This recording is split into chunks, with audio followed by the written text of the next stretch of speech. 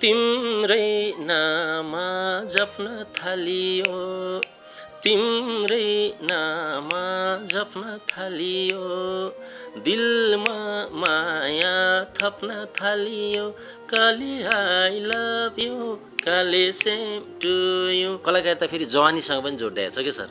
राम्रो केटीले गाई भनेपछि यस्तो ताली र हुटिङ हुन्छ सर। जुन देश सतीले सरापेको देश हो, जुन देशमा राजा महाराजा जस्ता मै हो भन्ने मान्छेहरू संविधानभन्दा माथिका मान्छे मारिन्छ भने त्यो देशमा एउटा कृष्ण कडेलको विरोध हुँदैन भनेर तपाईँ विश्वास गर्नुहुन्छ? यस्तै इन्द्रियणी त 10औँवटा इन्द्रियणी भए पनि सायद समाजमा अर्को परिवर्तन आउँथ्यो कि त्यता पो लाग्ने कि अर्को इन्द्रियणी कसैले खोल्दैछ भने कृष्ण कडेलले चाहिँ नखोला भनेर विरोध गर्नुभयो त्यति बेला गलत हो। हे आफ्नै थियो हिजो र अस्तिमा, हिजो र अस्तिमा लाग्यो आगो मायाको बस्तीमा, रुँदै रुँदै जप्छु तिम्रै नाम। कृष्ण कडेल भनेको इन्द्रियणीको हात्ती हो, उसलाई हामीले जोगाउनुपर्छ।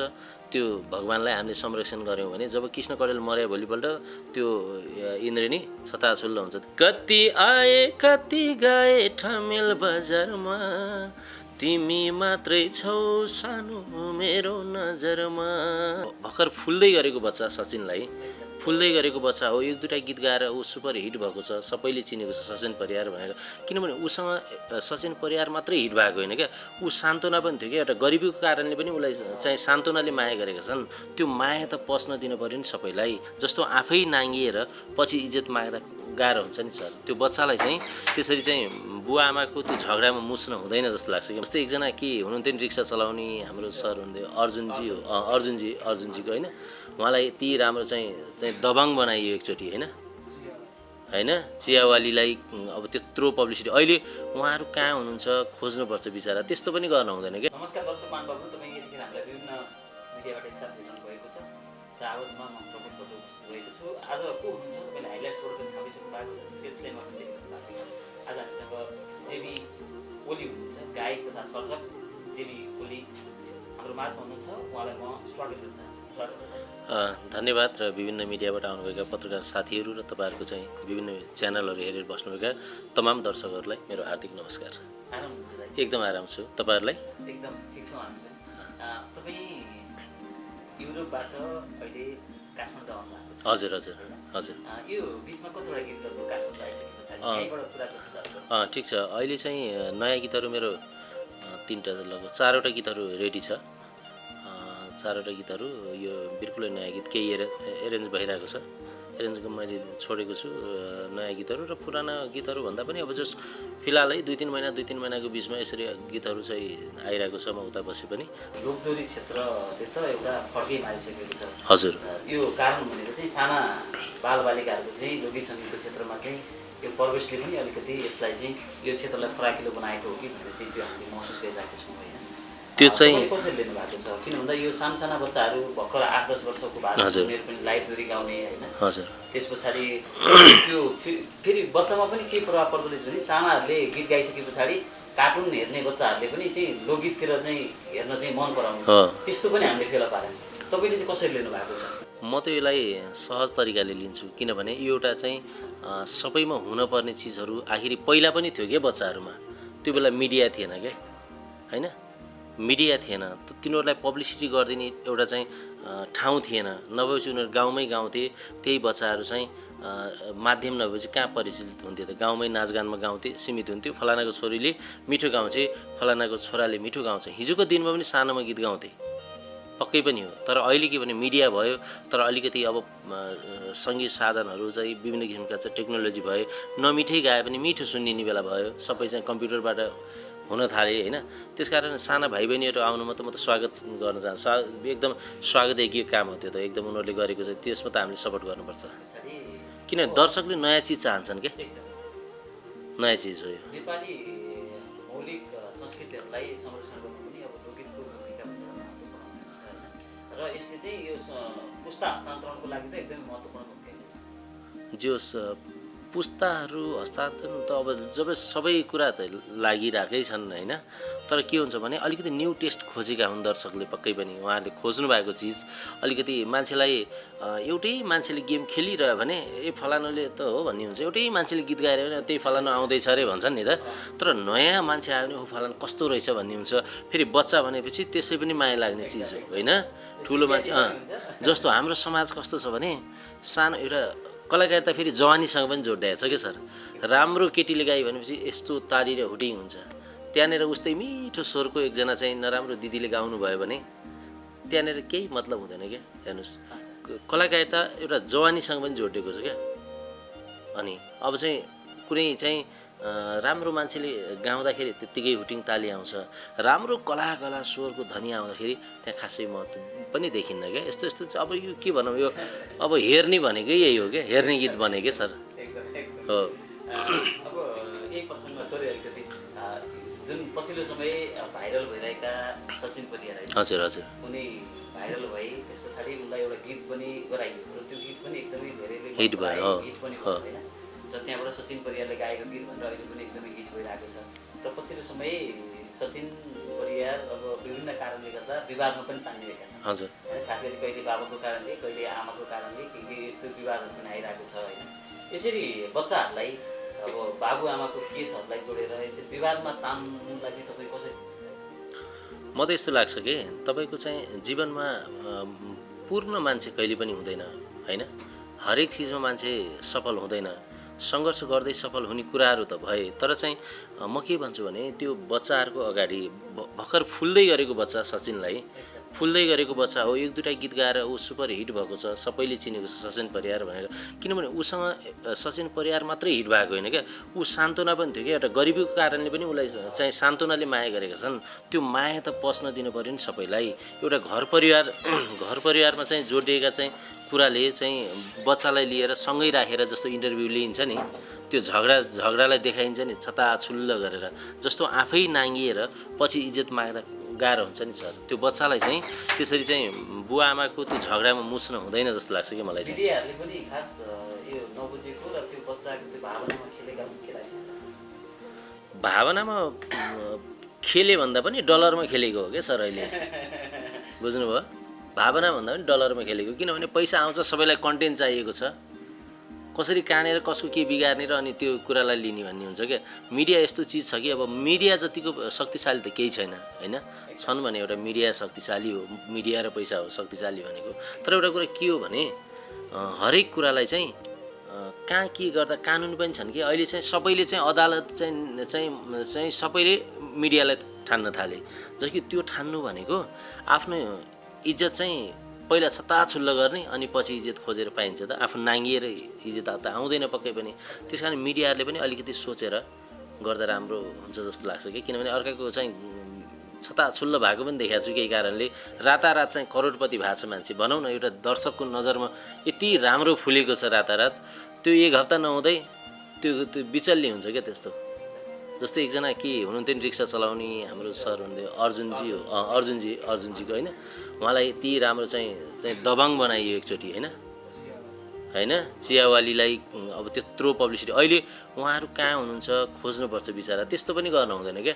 ठिक्क मान्छेलाई एउटा लेभल दिउँ, सबैलाई बराबर दिउँ होइन, अनि ठ्याक्क एउटा बस्ने बाटो पनि होस्, समाजमा पस्ने बाटो पनि होस्, र भोलि चाहिँ लालटिन बालेर चाहिँ लाइट बालेर खोज्न नपरोस् कि मान्छेहरूलाई।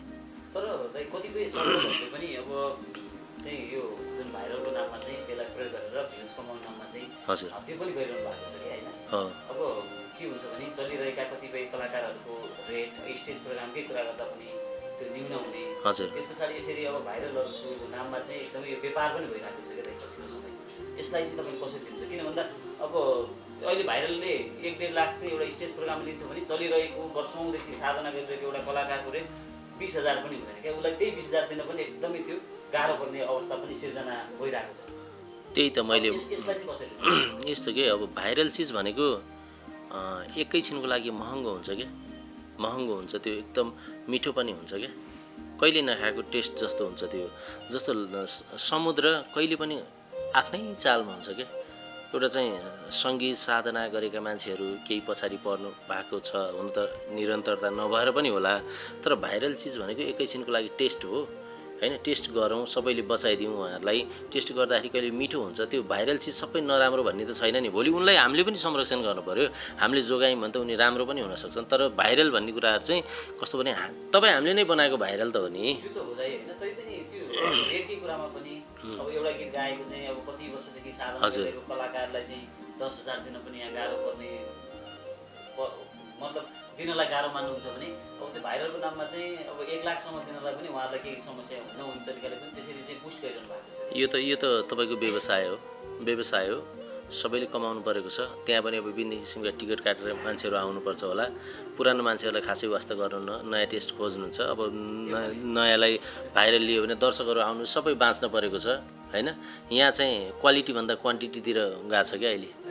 त्यो हो क्या सर, त्यो हो। अब चाहिँ सबै चिज भाइरल नराम्रो छ भन्ने पनि होइन फेरि, किनभने राम्रो छ। भाइ बहिनीहरूले गर्नुभएको छ, उहाँहरूको आउने अहिले पो भाइरल भयो त। पहिलाको बालबच्चा त खै त चौतारी कार्यक्रमबाट गाउँदै आउँथे हैन। रेडियो नेपालबाट चौतारी हुन्थ्यो, त्यति बेला चाहिँ गाउँदै आउँथे।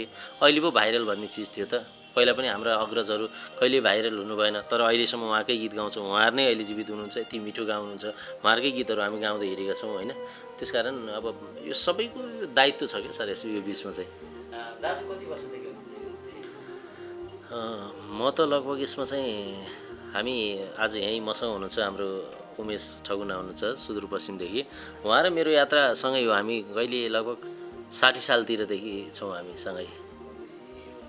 हजुर, गीत सङ्गीत पुरा हामी दोहोरी गाउने, दोहोरी साँझमा मैले आफै दोहोरी साँझ पनि चलाएँ हैन। लगभग मैले पहिला कृष्ण कडेल दाइ र म गाउँथ्यौँ नयाँ बानेश्वरमा। पिपल बोर्ड दोहोरी साँझ थियो, त्यसपछि सालीबिना दोहोरी साँझमा गाएँ। त्यसपछि मैले आफै गङ्गा जमुना दोहोरी साँझ पनि खोलेँ। इतिहास त के छ फर्किने हो भने त कालो दिन जस्तै छ क्या। हजुर, त्यसमा काम गरेँ। कृष्ण कडेल दाइ हामी सँगै गीत गाउँथ्यौँ। हामी 6-7 वर्ष सँगै गायौँ। हाम्रो उमेश ठगुना सर हामी सँगै गायौँ हामीले चाहिँ। त्यहाँ चाहिँ अरू साथीहरू पनि धर्म गन्धर्व पनि हुनुहुन्थ्यो। अब कृष्ण कडेलले पछिल्लो समय लोक सङ्गीतको लागि र यो नेपाली मौलिक परम्पराहरूलाई चाहिँ संरक्षण गर्नुपर्छ हजुर भनेर चाहिँ एउटा सांस्कृतिक क्रान्ति गर्नुपर्छ भनेर चाहिँ उहाँ लागिरहनु भएको छ। र इन्द्रणी जस्तो एउटा एकदमै पपुलर प्रोग्राम त्यो कृष्ण कडेलले जन्माउनु हो र त्यो प्रोग्रामलाई अहिले पुऱ्याउने र सबैको मनमुटुमा बस्ने त्यो कार्यक्रम पनि उहाँले बनाउनु भएको छ। हजुर हजुर हजुर। कृष्ण दाइले चाहिँ तपाईँले सम्झनु पर्दाखेरि किन भन्दा तपाईँहरू त एक किसिमले सहकर्मी भएर पनि काम गर्नु एकदम कसरी सम्झनुहुन्छ? कृष्ण दाइलाई अब हिजोको दिनमा सबैको स्ट्रगल पिरियड त हुन्छ नै हैन। सबैको जीवन केही दुःख सुखबाट चलिआएको हुन्छ र हिजो कृष्ण कडेल दाइ मसँग गाउँदा पनि कृष्ण कडेल दाइको एउटा चाहिँ केही कुरा राखेँ मैले। उहाँलाई चाहिँ के अब मागेर समाजसेवा गर्यो, खायो, दुनियाँदारी आरोपहरू छ नि, त्यो नितान्त मलाई चाहिँ राम्रो लागेन। किन लागेन भने कृष्ण कडेल दाइ त्यति बेलै हामीले गाउँदाखेरि चाहिँ उहाँ चाहिँ पल्टनको लाउरे हुनुहुन्छ उहाँ चाहिँ हैन। उहाँको त्यति बेलै पनि शान्ति सेना 2-3 चोटि गएर आइसक्नु भएको थियो। त्यति यो चाहिँ यो सतुङ्गलतिर 27 आना कि 28 आना जग्गा थियो। उहाँ घरको पनि राम्रो मान्छे है। उहाँ गरिबी भएर समाजसेवा त गर्नुभएको होइन, मलाई त्यस्तो लाग्छ। किनभने हामी सँगै गायौँ, सँगै चाहिँ खेल्यौँ र 7-8 वर्षसँगै हाम्रो चाहिँ सहयात्रा भयो। त्यसमा अहिले गरेका कार्यहरू छन् जहाँ नेपाल सरकारले गर्नुपर्ने काम हो, जसले पैसा बाँड्दै हिँडेको छ दिन दुखीलाई हैन। त्यो कतिपयले के आरोप पनि लगाएर अहिले त मैले पनि प्रसङ्ग त निकाल्नु हजुर मागेर अरूको पैसा मागेर दिएर समाजसेवा हुँदैन भनेर चाहिँ उहाँमाथि चाहिँ त्यो एउटा आरोप चाहिँ लागिरहेको छ। सर धनी कसले दिन्छ त? विनोद चौधरीले दिनुपर्ने नि त त्यसो भए त हैन। तपाईँ एउटा व्यक्तिले माग्दाखेरि जस्तो मसँग माग्नुभयो भने म 1 चोटि दिन्छु, 2 चोटि, हजुरसँग मागे 2 चोटि 3 चोटि दिनुहुन्छ, सधैँ दिन सक्नुहुन्न नि। तर समग्र रूपमा हामी 3 करोड नेपाली मिलेर चाहिँ 1-1 रुपियाँ गयो भने 3 करोड त हुने भयो नि हैन। तर माध्यम चाहिँ बन्नुभएको छ। उहाँले जे गर्नुभएको छ, जस्तो गर्नुभएको छ त्यो काममा चाहिँ हामी सबैले राम्रो कामको चाहिँ सकिन्छ सहयोग गरौँ, सकिन्न विरोध पनि नगरौँ जस्तो लाग्छ मलाई। कपिराइटको कुरा पनि उहाँ धेरै उठाउनुहुन्छ हैन। र इन्द्रणीमाथि प्रहार भयो, इन्द्रणीलाई नै सच्याउने यो खेल खेलिँदैछ। यहाँ चाहिँ आज आफै आएर गीत गायो, त्यसपछि फेरि बेलुका गयो, इन्द्रणीको भिडियो अपलोड भएपछि आफै कपिराइट हान्यो भनेर पनि उहाँले बारम्बार भनिरहनु भएको छ। सर जुन देश सतीले सरापेको देश हो, जुन देशमा राजा महाराज जस्ता मै हो भन्ने मान्छेहरू संविधानभन्दा माथिका मान्छे मारिन्छ भने त्यो देशमा एउटा कृष्ण कडेलको विरोध हुँदैन भनेर तपाईँ विश्वास गर्नुहुन्छ? गर्नेले गर्दै रहन्छन्। कुकुर भुक्दै गर्छ, हात्ती अगाडि लम्किँदै गर्छ क्या, कहिले पनि फर्किँदैन हात्ती, आफ्नो वेमा हुन्छ। त्यसकारण कृष्ण कडेल भनेको इन्द्रेणीको हात्ती हो, उसलाई हामीले जोगाउनुपर्छ। त्यो भगवान्लाई हामीले संरक्षण गऱ्यौँ भने जब कृष्ण कडेल मर्या भोलिपल्ट त्यो इन्द्रेणी छताछुल्ल हुन्छ। त्यस हामी सबैले बचाउनुपर्छ। म त उहाँलाई बाँच्नको लागि अझ पनि सकिन्छ भने मेरो आयु पनि उहाँलाई लागोस् भन्छु क्या मैले कृष्ण दाइलाई। म भक्त होइन तर राम्रो कामको सल्युट गर्छु। नेपालको जनताले के गर्नुहुन्छ कसो गर्नुहुन्छ सबैले सहयोग गर्नुभएको छ होइन, तर चाहिँ विदेशमा उहाँलाई यति मान्नुहुन्छ, त्यस कारण यो मैले शब्दमा वर्णन नै गर्न सक्ने अवस्था छैन सर। किनभने राम्रो कामको लागि चाहिँ हामी सबैले सहयोग गर्नुपर्छ क्या सर। किनभने दिन दुखीलाई न राज्यले हेरेको छ न केही, मान्छेहरू रुँदै आउँछन् केही न केही उनको जिन्दगी नै परिवर्तन नहोला तर केही न केही दुखेको घाउमा मलम त लाउन सकिन्छ नि। इन्द्रेणीले त्यो मलम लाउने काम गरेको छ हरेक ठाउँमा। जस्तो हिजोको दिनमा लकडाउन हुँदाखेरि रोडमा गएर चाहिँ पैसा बाँड्नु भएको थियो कृष्ण दाइले होइन। किनभने कसैलाई 2000 3000 समस्या के छ, उहाँहरूको पीडा कति छ त्यो पीडालाई मापन गरेर उहाँले दिनुभएको थियो होइन। मान्छेहरूले रिस गरे, डाहा गरे, खायो होला, अर्कोले चाहिँ दिएका पैसा बाँड्यो, दुनियाँ गर्यो भन्थे होइन।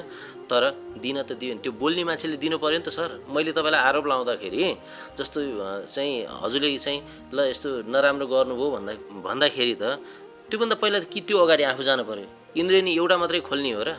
यस्तै इन्द्रेणी त 10औँवटा इन्द्रेणी भए पनि सायद समाजमा अर्को परिवर्तन आउँथ्यो कि त्यता पो लाग्ने कि अर्को इन्द्रेणी कसैले खोल्दैछ भने कृष्ण कडेलले चाहिँ नखोला भनेर विरोध गर्नुभयो त्यति बेला गलत हो होइन। तर चाहिँ कसैलाई रोक्नु भएको छैन नि कृष्ण दाइले चाहिँ। त्यसकारण म त यस्तै हजारौँ इन्द्रेणी जन्मियोस् चाहिँ हजारौँ दिन दुखी जनताहरूको चाहिँ घाउमा मलम लागोस् भन्ने चाहन्छु सर। त्यस हुन त कलाकार जहाँ गए पनि एउटै हो हुनलाई चाहिँ होइन। अब सुन विदेशमा पनि सुन नै हुन्छ, यहाँ पित्तल त हुँदैन नि होइन। नेपालमा पनि सुन नै हुन्छ। त्यसकारण यो प्रवासी भन्ने एउटा चाहिँ अलिकति आफ्नो देशदेखि बाहिर बसेपछि प्रवासी भन्ने चलनले त्यो शब्दले युज मात्रै गरिएको चाहिँ हो, तर खासै त्यस्तो फरक पर्दैन। देशमा बसे पनि विदेशमा बसे पनि कलाकार त आफूले दिने आफ्नो तर्फको कर्म चाहिँ मैले गर्न चाहिँ गरिरहेको छु। तर चाहिँ केही असहजता चाहिँ पक्कै पनि हुँदो रहेछ। नेपालमा बसेर कलाकारिता क्षेत्रमा अगाडि बढ्नु र त्यहाँ बस्नुमा त त्यसमा फरक त परिहाल्छ। फरक त पर्छ। फेरि के हुन्छ भने जस्तो नेपालमा बस्दाखेरि विभिन्न किसिमको क्वालिटीका कुराहरू आउँछन्, विभिन्न किसिमको चाहिँ पब्लिसिटीको कुराहरू आउँछ, तपाईँहरू जस्तै मिडियाकर्मीको कुरा आउँछ। एउटा कलाकारले एक्लै जङ्गलमा गएर के फाइदा छ र? जति सुरिलो आवाज भए पनि जति मेहनत गरे पनि, तर त्यो चिजको लागि चाहिँ दर्शकमा जानको लागि त विभिन्न किसिमका मिडियाहरू त चाहियो पक्कै पनि होइन। त्यसकारण विदेशमा हुँदा चाहिँ के हुन्छ भने नेपाली भनेको एउटा चाहिँ नेपालमै गरिएका चिजहरू, यो मेरो जन्मभूमि हो, यो मेरो आमा हो होइन। त्यसकारण यहाँको माया हरेक कुराहरू छन्। तर चाहिँ नेपालमै पाइने सिर्जनाहरू, नेपालमै पाइने क्वालिटीहरू चाहिँ 24 क्यारेट सुन जस्तै हो है, 24 क्यारेट सुन जस्तै हो। तर चाहिँ विदेश गएर चाहिँ कलाकारिता गर्नु अथवा अन्य कुनै पनि काम गर्नु भनेको होला आर्थिक रूपमा त केही सम्पन्न होला, तर चाहिँ त्यो अटोमेटिक चाहिँ 18 क्यारेटमा झरे जस्तो हुँदो रहेछ कि त्यो चाहिँ महसुस हुन्छ। मैले आफैले फिल गरेँ, किन म जस्तै कलाकार साथीहरू पनि धेरै हुनुहुन्छ, तर त्यो फिल उहाँहरूलाई पनि होला, तर यो मेरो व्यक्तिगत फिल हो, यस्तो हुँदो रहेछ सर। अहिले लगभग 6 वर्ष भयो। कतिपय कलाकारहरू चाहिँ के छ भने अहिले धेरै अब नेपालका चर्चित कलाकारहरू पनि कोही अमेरिका हुनुहुन्छ, कोही अब युरोपका मुलुकहरूमा हजुर अस्ट्रेलिया हुनुहुन्छ। अलिकति चलिसके पछाडि विदेश भाषिने क्रम पनि यो बढिरहेछ कि अब तपाईँ पनि अहिले विदेशी भूमिमा नै हुनुहुन्छ होइन। हजुर। त्यहाँ भएर पनि तपाईँले नेपाली गीत सङ्गीतको क्षेत्रमा अगाडि बढिरहनु भएको छ र कन्ट्रिब्युट त गरिरहनु भएको छ। हजुर। यसमा त हामी सबैले तपाईँलाई सम्मान नै गर्छौँ। तैपनि यो क्रम चाहिँ किन रोकिन सकेको छैन, के लाग्छ? यस्तो हो, त्यो छर्लङ्ग के छ भने कुरा मैले एउटा गीत निकालेको थिएँ, लक्ष्य एउटै पैसै कमाउने, सबको रहर हाँस्ने रमाउने होइन। अनि चाहिँ सबको रहर हाँस्ने रमाउने, लक्ष्य एउटै पैसै कमाउने, ठुला महल बनाउने, यति मात्रै सपना हो। तर सपना कसरी जोडिन्छ भने मान्छेहरू किन विदेशमा जान्छन्, कलाकारहरू मात्रै नभएर अन्य साथीहरू कोही आर्थिकको चपेटामा परेर जानुहुन्छ, कलाकारलाई पनि त्यो समस्या आउँछ। हो पेसाले फरक होला तर मान्छे त्यही हो, तन मन त्यही हो होइन। त्यसकारण तपाईँको कलाकारहरू विदेश जानु राज्यले कहिले पनि हेर्दैन। एउटा कलाकार बिरामी भयो भने उपचार कसले गरिदिने? कलाकारको थाहै जागिरी पनि छैन। कलाकारलाई खै त नेपाल सरकारबाट केही पनि छैन।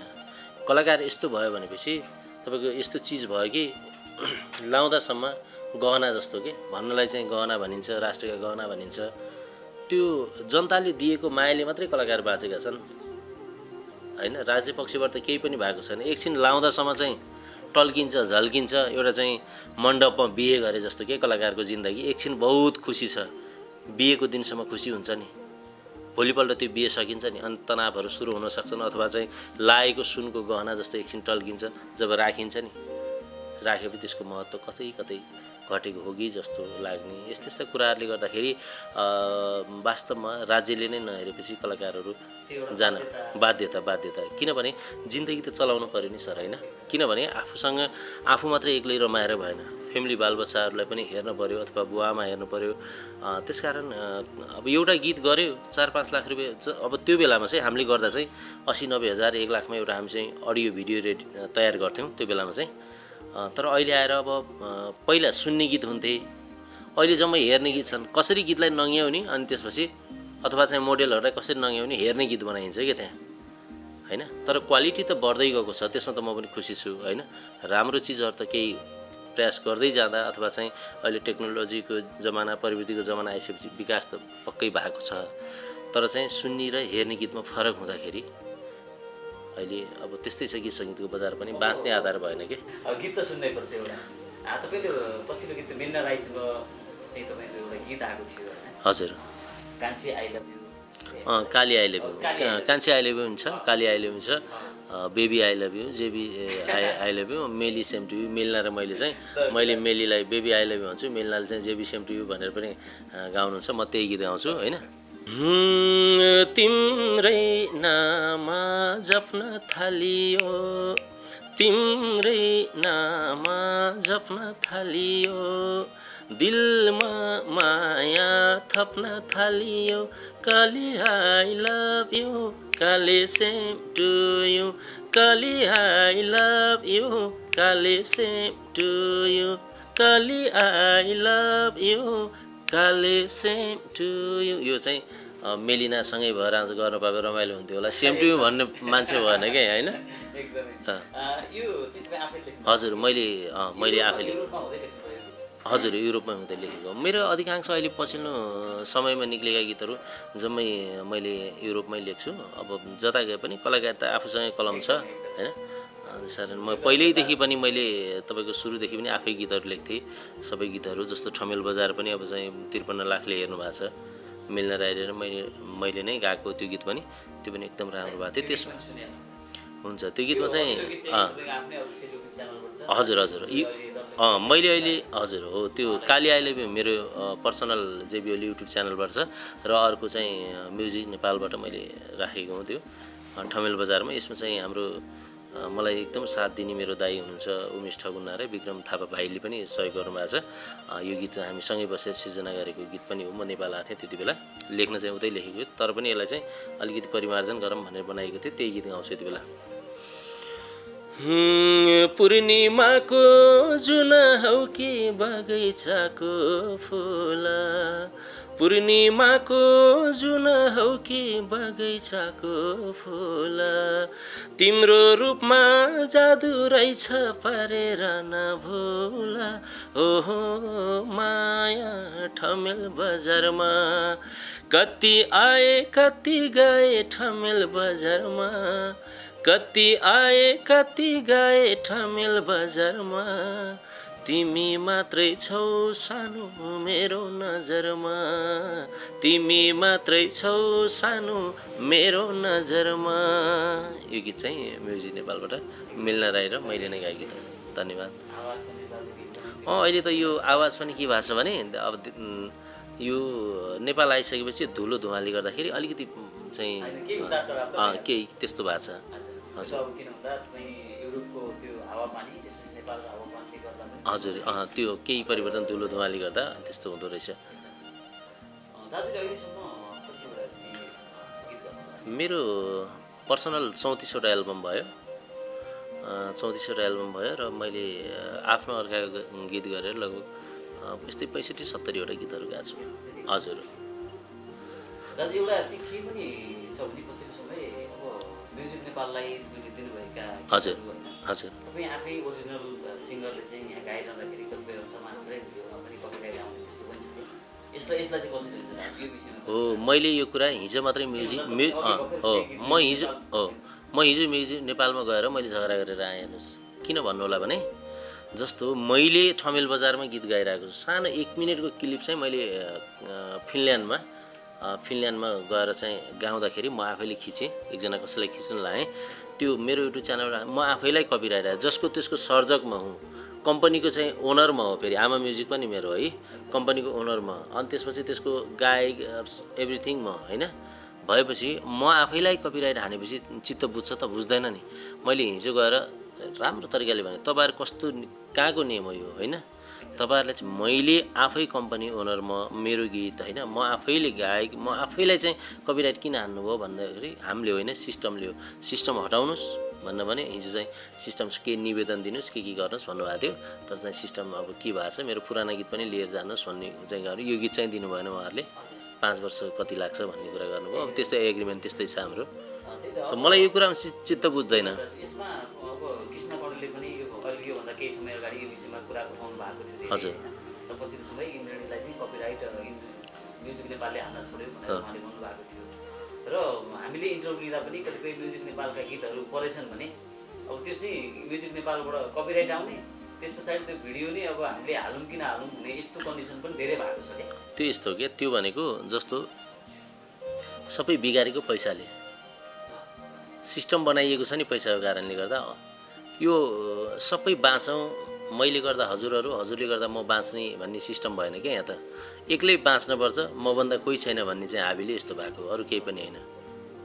अहिले पछिल्लो समय त कलाकारहरूले अब गीत निकाल्नु भइसके पछाडि आफ्नो युट्युब च्यानल बनाउने, त्यहीँबाट हाल्ने क्रम पनि सबैको वास्तवमा वास्तवमा यही कारणहरूले पनि हुनसक्छ। कारणै यही हो, किन भन्दा अब अघि हजुर आफैले भन्नुभयो आफैले गाएको गीत आफैले दिएको अनि आफैलाई कपिराइट आयो भने पछाडि त्यहाँ दिइरहनु पर्ने त अर्थ त रह्यो, अर्थै रहेन, कुनै अर्थै रहेन।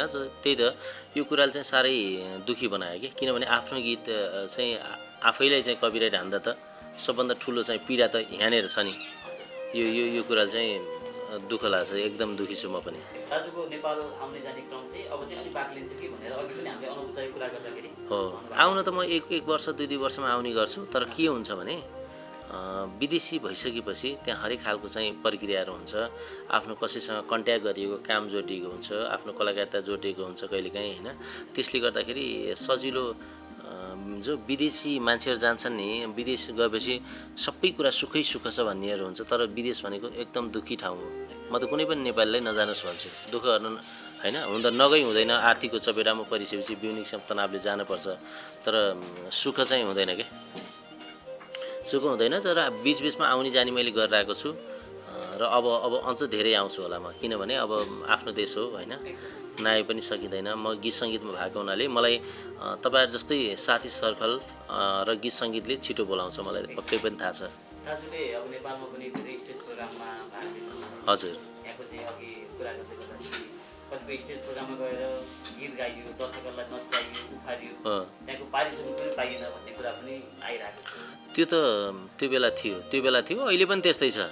कसैले यो परिवर्तन गर्नेवाला छैन। नेपालमा जबसम्म कुनै हरेक चिजको सिस्टम बन्दैन त्यति बेलासम्म कहीँ कोही परिवर्तन हुनेवाला छैन, किनभने अहिले पनि तपाईँको एउटा राम्रो गाउने गायकहरू घरमा चाहिँ कोठा भाडा तिर्न सकेको छ कि छैन मलाई थाहा छैन, तर चाहिँ अब त्यही जसले चाकरी गरेको छ, जो एउटा ठेकदारको पछि लागेको छ, हजुर तपाईँ लौ न दाइ भनेको छ, यस्तो गरेको छ, जस्तो अब मलाई अरूलाई 20,000 दिनुहुन्छ 30,000 दिनुहुन्छ भने मलाई पर्दैन, मलाई 5,000 7,000 दिए हुन्छ, खाना बस्न दिनुहोस् होइन भन्ने खालका चाहिँ केही मान्छेहरू छन् क्या, त्यस्ता खालका। यो कलाकारिता क्षेत्रमा नि ठेकदारी प्रथा छ। जबसम्म यो ठेकदारी प्रथा र क्वालिटीको कुरा आउँदैन नि तबसम्म हुँदैन कि। अब दर्शकले पनि के हुन्छ भने यहाँ के सम्म गरिन्छ भने एउटा कलाकारलाई बोलाइएको हुन्छ, मानौ एबिसी अब हजुरलाई बोलाइयो, म कुनै कलाकारको नाम लिन्न, बोलाइयो, दर्शकले त्यसलाई खोजिरहेका छन्, त्यहाँ के भनिन्छ भने फलानु त बाहिर गएको रहेछ, फोनै उठाइदिएन, म जान्न भन्छ, त्यसलाई अटोमेटिक नराम्रो बनाइन्छ क्या त्यहाँनिर।